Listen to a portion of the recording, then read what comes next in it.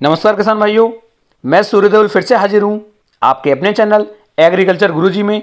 किसान भाइयों, आज हम बात करेंगे गन्ने की फसल के अंदर टिलरिंग, ग्रोथ और चमक, इन सबको हम किस तरीके से मैनेज कर सकते हैं, किस तरीके से बढ़ा सकते हैं।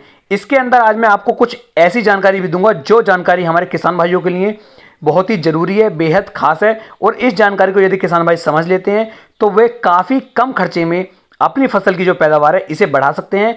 और काफ़ी जरूरी ये जानकारी किसान भाइयों के लिए है। तो किसान भाइयों, ये जो वीडियो है ये वीडियो उन किसान भाइयों के लिए है जिन्होंने काफ़ी लेट गन्ने की बुआई की है और उनके खेत के अंदर अच्छी तरीके से टिलरिंग नहीं हो रही है, कहीं कहीं पर पौधे खड़े हुए हैं, चमक नहीं आ रही है और गन्ना जो है हमारा अच्छी तरीके से मेड़ा या फिर ब्यात नहीं कर रहा है। ये किसान भाई, वही किसान भाई इस वीडियो को देखें।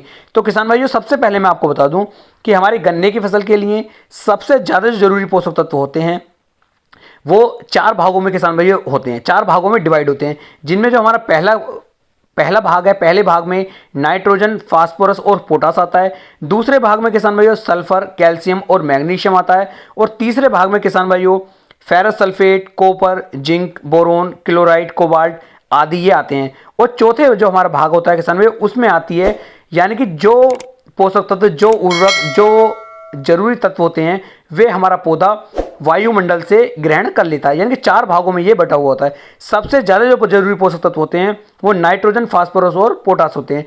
तो इन तीनों की यदि आप सही मात्रा, सही ढंग से अपने गन्ने की फसल में उपयोग में लाते हैं तो ना केवल ये आपके पौधे गन्ने की ग्रोथ को बढ़ाएगा, उसके अंदर चमक को बढ़ाएगा और टिलरिंग बढ़ाने में भी ये मदद करेगा। दूसरा किसान भाई, सल्फर, कैल्शियम और मैग्नीशियम आवश्यकता इनकी भी पड़ती है, लेकिन इनकी आवश्यकता दूसरी ग्रेड में पड़ती है। यानी कि मतलब कहने का ये है कि इनकी मात्रा आप यदि एक बार भी उपयोग में ला देंगे तो ये सफिशिएंट है और ज़्यादा मात्रा भी आपको इनकी नहीं डालनी पड़ती है। जो हमारे तीसरे स्टेज वाले हैं ferrous, copper, zinc, boron, chloride, इनकी मात्रा काफ़ी कम मात्रा में आपको पड़ती है और इनका यदि उपयोग आप हल्की मात्रा में कर देते हैं तब भी आपका पौधा अच्छी तरीके से ग्रोथ कर पाता है। तो इस तरीके से ये ओवरऑल इनका पूरा चार्ट होता है। अब बात करते हैं कि सबसे जरूरी पोषक तत्व हैं वो नाइट्रोजन, फास्फोरस और पोटास है। अब इन पर हमें क्या करना है किसान भाई, यदि हम इनके खर्चे की बात करें तो एनपीके 12-32-16 आपको लगभग 1200 से लेकर के 1400 रुपये का खर्चा आपका 1 एकड़ खेत का आ जाता है। यानी कि 50 से लेकर 60 किलोग्राम प्रति एकड़ के हिसाब से आपको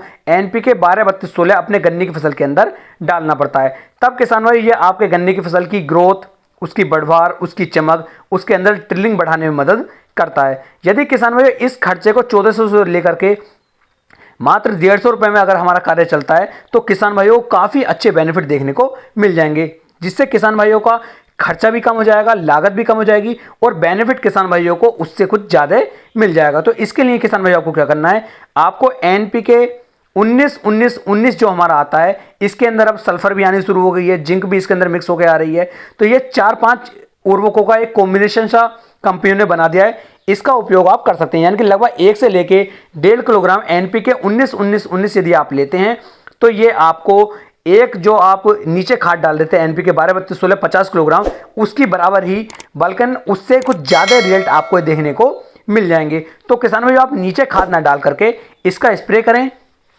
तो इससे टिलरिंग भी बढ़ेगी, ग्रोथ भी बढ़ेगी और चमक भी आपके गन्ने की बढ़ती रहेगी।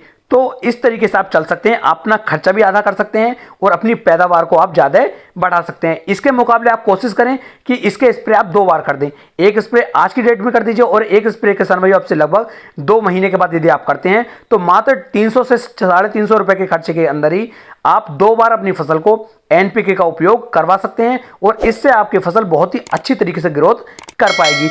आपका खर्चा भी आधा है और बेनिफिट भी आपको ज़्यादा है। तो जहां तक है मैंने एक अच्छी कोशिश की आपको सही सलाह और सही जानकारी देने की। यदि वीडियो पसंद आई हो तो वीडियो को लाइक, कमेंट और शेयर जरूर करें। फिर मिलेंगे एक नई वीडियो में एक नई जानकारी के साथ। तब तक के लिए जय हिंद, जय भारत, जय किसान।